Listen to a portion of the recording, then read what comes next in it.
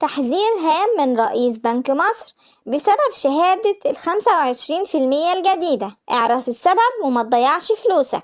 السلام عليكم ورحمة الله وبركاته. أهلا بيكم أهم متابعين في القناة. ازيكم عاملين ايه؟ يا رب دايما تكونوا بخير، واللي شايف انه استفاد معايا في القناة ينزل ويشترك ويفعل الجرس عشان يجيله إشعار بكل فيديوهاتنا الجديدة. فيديوهاتنا كلها عن البنوك وأسعار الفايدة، أخبارنا كلها جديدة، معلوماتنا موثوق فيها ودايما صحيحة وسبق الأحداث.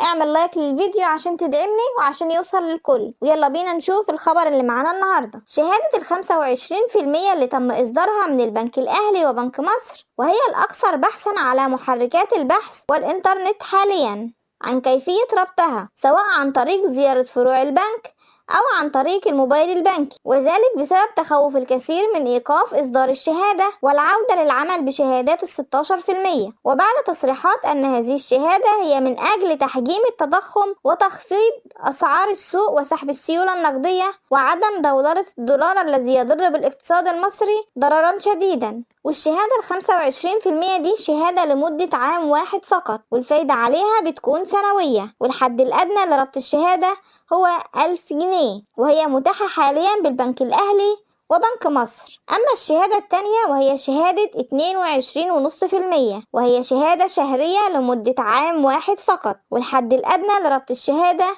هو 1000 جنيه ومضاعفتها، والفايدة هنا بتكون شهرية، وهي متاحة حاليا بجميع فروع البنكين. وقد صرح قبل سابق محمد الأطربي رئيس اتحاد بنوك مصر على أن شهادة 25% شهادة مؤقتة ولفترة محدودة، وسوف يتم إيقاف العمل بها. وصرح أيضا رئيس اتحاد بنوك مصر محمد الأطربي أن كسر شهادة 18% يعني خسارة كبيرة لجميع العملاء، وأن عملاء البنوك أمامهم خياران: إما الشهادة السنوية 25% أو الشهادة الشهرية 22.5%. أما عند كسر شهادة 18% سوف يكون هناك خسارة 70% من الأرباح الفترة السابقة، وأنها لن تعوض العميل بشهادة 25% قيمة خسارة شهادة 18%. وهيتم شرح الفيديو القادم إن شاء الله، هيكون فيه تفاصيل كسر جميع الشهادات بالتفصيل لمعرفة المكسب والخسارة اللي هتعود عليك عند كسر أي شهادة. فما تنساش اللايك للفيديو والاشتراك وتفعيل الجرس